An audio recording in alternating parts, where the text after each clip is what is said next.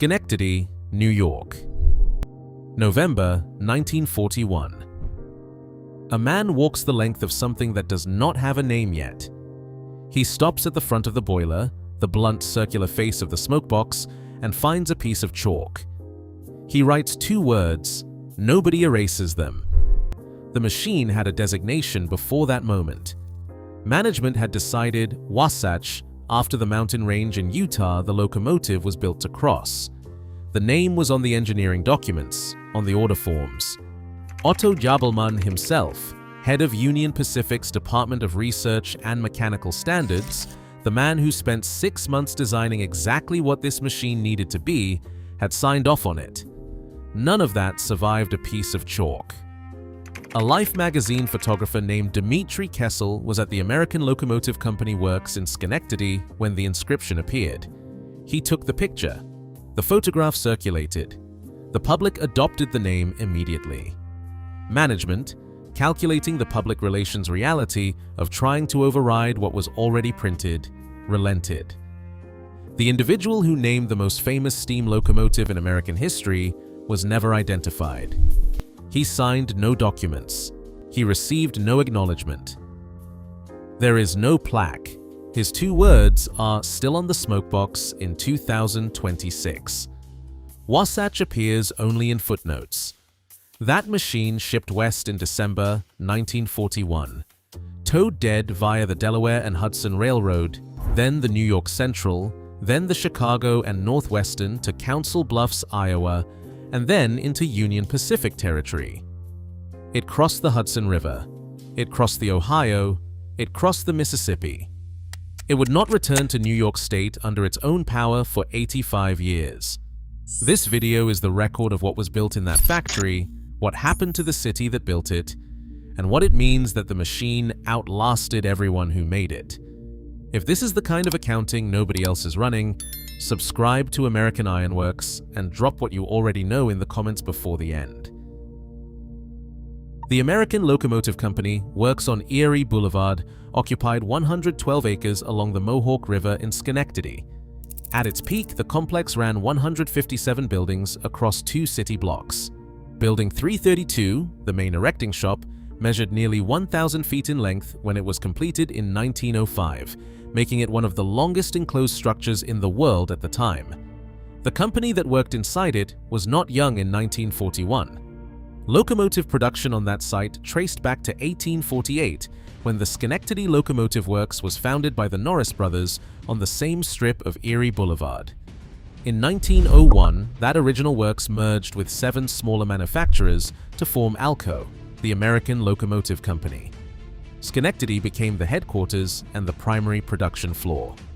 By the time Jabelmann's engineering package arrived in early 1941, the factory had been building locomotives for 93 years. Schenectady was known as the city that lights and hauls the world. General Electric occupied one side of downtown. ALCO occupied the other. The population went from 31,000 in 1900 to 72,826 by 1910, driven almost entirely by the employment those 2 institutions created. Every storefront, every block of housing, every school district was downstream of what those 2 factories needed. In November 1941, ALCO employed 5,950 workers at Schenectady. The plant was running 3 shifts a day. Jabelmann had delivered his engineering specifications for the new locomotive in early 1941, and ALCO had completed the design work, fabricated all components, and put the first machine under power in approximately 6 months. The second 6 months produced the first 20 units. Number 4014 was the 14th machine in that first batch. It rolled out of the erecting shop in November 1941 at a total cost of $265,174, the equivalent of roughly $5.67 million today. It shipped west that December of 1941. It did not come back. What the factory was doing in those same months is a record that gets less attention than the locomotive itself. Between 1940 and 1945, ALCO's Schenectady works produced not just locomotives, but the industrial content of the war. The full accounting: 4,488 steam and diesel-electric locomotives, 7,362 Army tanks, 3,314 M7 tank destroyers, 2,574 gun carriages, 2,300,000 artillery shells, 410,010 fragmentation bombs, boilers and turret rollers for the United States Navy, including components for the USS Missouri, the battleship on whose deck Japan would sign its surrender in September 1945. The M7 tank destroyer, which ALCO built under the designation Priest, was present in force at the Second Battle of El Alamein in November 1942. 1,000 Merkont 7 tank destroyers contributed to the Allied advance. By the time the battle ended, 36 German tanks remained operational out of the 249 originally deployed. Employment went from 5,950 at the start of 1941 to over 15,000 by 1945. 3 shifts, around the clock, a building almost 1,000 feet long, running at full capacity with a workforce that had nearly tripled in 4 years. That is what number 4014 shipped away from in December 1941. The machine itself was a 4884 articulated steam locomotive with 4 leading wheels, 2 sets of 8 driving wheels, 4 trailing wheels, and a frame that bends at the center joint. That joint exists because at 132 feet, 9 7/8 inches end to end, a rigid frame cannot negotiate Union Pacific's minimum curve radius of 288 feet. To put the length in civilian terms, a standard city bus is roughly 40 feet. Number 4014 is more than 3 of them placed end to end, and it flexes through curves because it has to. Total weight with the tender is 1.2 million pounds. Boiler. Steam pressure is 300 pounds per square inch.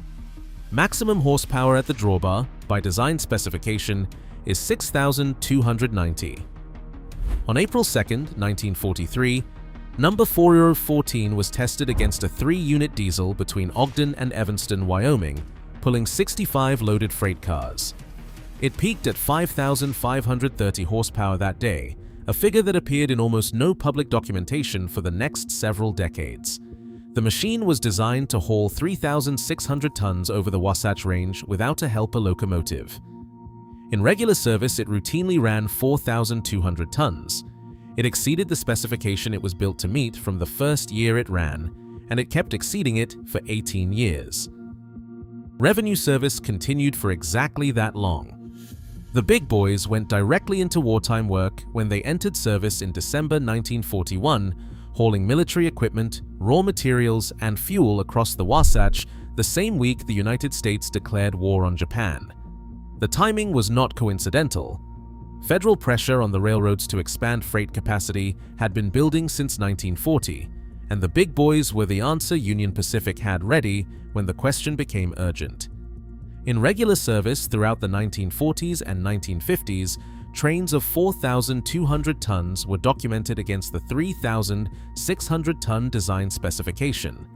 The 5,530 horsepower figure from the 1943 test appeared in almost no public record for the decades after it was recorded. These machines performed above what they were built to do and did it quietly. Number 4014's last scheduled overhaul came in 1956. After that, it logged another 41,000 miles before its final revenue run on July 21, 1959. Total distance in revenue service, 1,031,205 miles. Official retirement came December 7, 1961. The men who ordered the retirement were not wrong. Diesel cost less to run, needed no water stops, required no fire crew to maintain steam pressure during a rest period, and traveled farther on a single fill than a steam engine could manage in 3 days of operation. The economics for diesel were complete by the mid-1950s, and the big boys knew it. The retirement was correct, and it was total. 17 of the 25 were scrapped between 1959 and 1962. Number 4014 avoided the scrapyard when Union Pacific donated it to the Rail Giants Train Museum at the Los Angeles County Fairgrounds in Pomona, California, in January 1962. It went into open-air static display. 52 years of California sun. No boiler maintenance, no operational schedule. The institutional mandate was to keep it visible to fairgrounds visitors who passed it on the way to something else. While number 4014 sat in that parking lot, something was ending in Schenectady. ALCO in the late 1940s looked like a company that had successfully navigated the transition away from steam. In the years immediately after the war, roughly 80% of all diesel-electric locomotives in service in the United States were built at the Schenectady plant. For a decade, the numbers suggested the company had found its footing in a changed industry. In 1955, it formalized the shift by changing its name. The American Locomotive Company became ALCO Products Incorporated. The word locomotive dropped from the corporate identity. The company was, at that point, still the second largest manufacturer of diesel-electric locomotives in the country. Then, in 1960, General Electric announced it would begin producing road locomotives. GE had been ALCO's neighbor on Erie Boulevard since Thomas Edison relocated his machine works to Schenectady in 1886. In 1903, the two companies collaborated on a major New York Central electrification contract, using ALCO's fabrication floor to fulfill General Electric's engineering work. They had occupied opposite ends of the same downtown for more than 70 years. That relationship ended the moment GE entered the locomotive market. ALCO could not compete against a company with GE's manufacturing scale and distribution infrastructure. The third largest producer in the country, Electromotive Division of General Motors, had already locked in a dominant position. GE's entry left no room for a second challenger. The Worthington Corporation acquired ALCO in 1964. Production continued. The decline was not a cliff, but a long slope that the industry had been measuring since the mid-1950s. Purchases of U.S. locomotives had dropped to fewer than 1,000 units in 1968, against peak years that had seen 4,500 units sold. In January 1969, ALCO executives announced the company would dispose of all business operations at the Schenectady plant. Albert Lawrence, president of the Schenectady County Chamber of Commerce, told the local paper that what was happening demonstrated how difficult it was to stay in business. The president of the local steelworkers union, Local 2054, heard about the closure from a reporter seeking comment. The last locomotives left the plant in the second week of January 1969, two finished units bound for separate railroads. 112 years of production on that site ended without ceremony. When ALCO closed, General Electric moved into portions of the property and ordered all remaining ALCO materials disposed of, engineering drawings, tooling, documentation. Most of it went into dumpsters. A number of GE employees, recognizing what was being destroyed, took items before disposal. The ALCO Historical and Technical Society was formed partly by those individuals working to preserve what the institution had abandoned. The building stood for 40 years after the closure. Building 332, one of the longest structures in the world when it was completed in 1905, sat tagged with graffiti, slowly deteriorating. Schenectady locals called it the Ghost of ALCO. It became one of the city's more notorious landmarks, a 1,000-foot industrial shell that had built the most powerful steam locomotive in American history, spent 4 decades rusting in plain sight, and had no institutional plan for what came next. Demolition began in 2010. By 2011, the core structures were gone. On February 8, 2017, the Rivers Casino and Resort opened on the 60-acre former ALCO site along the Mohawk River. The development cost $300 million.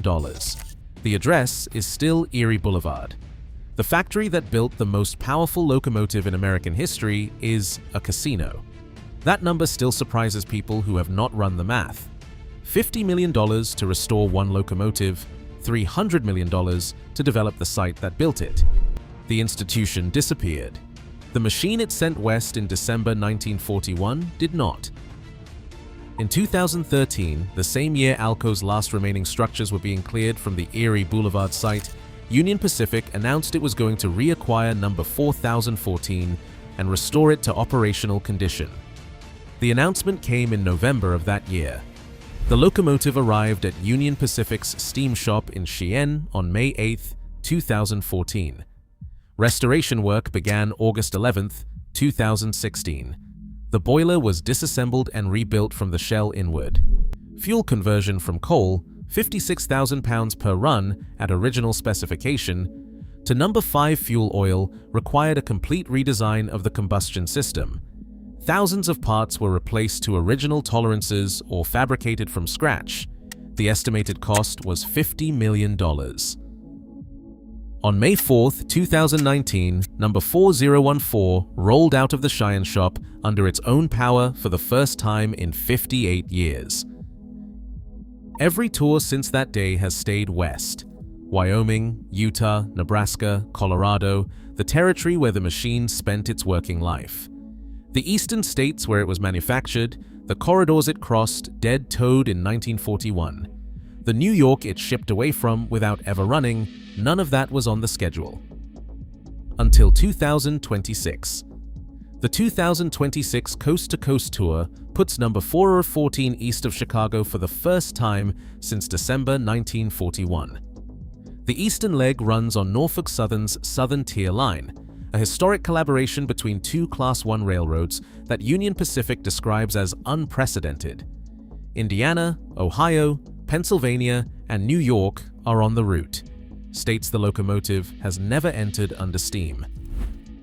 June 9, 2026. Ripley, New York. State Street Crossing. The locomotive arrives at noon Eastern Time and departs at 12:30 in the afternoon. This is the first time number 4014 has been in New York State under its own power since it was towed out of Schenectady 85 years ago. Buffalo follows on June 10th. Free public display, 9 in the morning to 2:30 in the afternoon. The shuttle runs from the Walden Galleria Mall. No parking at the display site. On June 11th, the locomotive crosses Letchworth State Park. Letchworth is sometimes called the Grand Canyon of the East. The Genesee River runs through a gorge with vertical walls rising as high as 600 feet in places. There are 3 major waterfalls.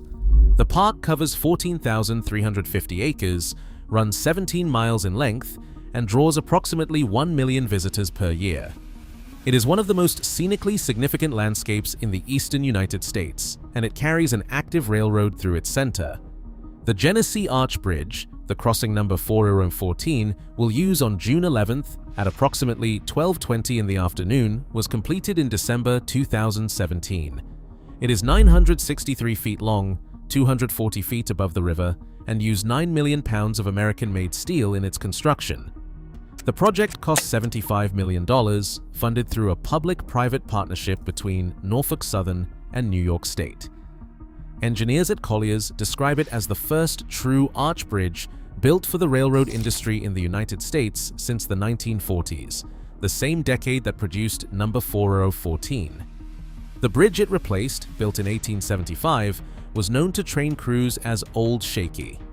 The age of that iron structure had created a bottleneck on Norfolk Southern's Southern Tier route between Buffalo and Binghamton. Train speeds were capped at 10 miles per hour across the span. Rail cars were required to run 13,000 pounds below standard load to avoid overstressing the structure. The new bridge eliminated both restrictions. Number 4014 crosses New York on a bridge that did not exist when it left the state. The approach from the west is audible before the locomotive is visible. The exhaust note off the gorge walls arrives several seconds before the engine reaches the first arch. When it crosses at operating speed with 300 pounds per square inch of steam driving 4 cylinders simultaneously, the sound does not resemble anything else currently running on American tracks. After Letchworth, the locomotive stops at the Hornell Erie Depot Museum at 111 Loder Street at 2 in the afternoon and departs at 2:30 in the afternoon. The men who watch the big boy class in revenue service are in their 70s, 80s, and 90s now. Some of them rode the Wasatch on crew. Some stood at grade crossings in Wyoming as children in the 1950s, watching something that shook the ground and kept moving. They will be at the crossings again in June 2026. The specific memory of what this machine sounded like at speed on a mountain grade belongs only to the people who were there when it was routine. That record has no institutional backup. June 2026 is the bracket. When number 4014 turns west at the end of July and crosses back over the Mississippi, that configuration closes. There is no scheduled return. ALCO built 75,000 locomotives across 112 years and ended in January 1969 with a union president who found out from a reporter. Number 4014 was built in 6 months, logged 1,031,205 miles, sat in a California parking lot for 52 years, and was restored for $50 million. It is running tours in 2026. The institution died. The machine it sent west in December 1941 is crossing east in June 2026. The chalk inscription is still on the smokebox. The man who wrote it has no name in any record. The big boy was built to solve one problem: the Wasatch Range, 3,600 tons, no helper locomotive. It solved that problem so precisely that nothing else could use it.